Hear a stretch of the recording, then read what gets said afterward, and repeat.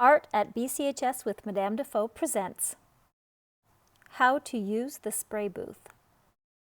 Step 1. Make sure the exhaust fan is turned on.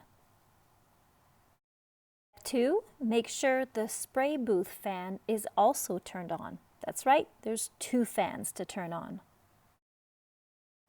Always read the instructions. They're posted behind the booth. Place your art inside the booth. If your piece is too big, you'll have to spray it outside.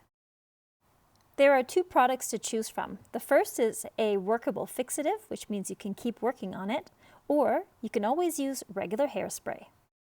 Shake the bottle vigorously for at least 1 minute to mix the contents.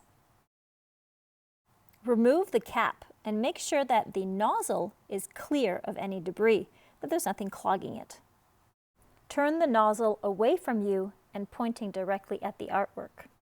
Hold the bottle at least a foot, 12 inches or 30 centimeters away from the artwork.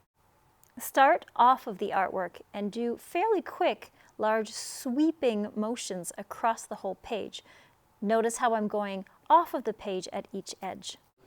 If you linger too long in one spot or hold the bottle too close to the art, notice how the product will pool.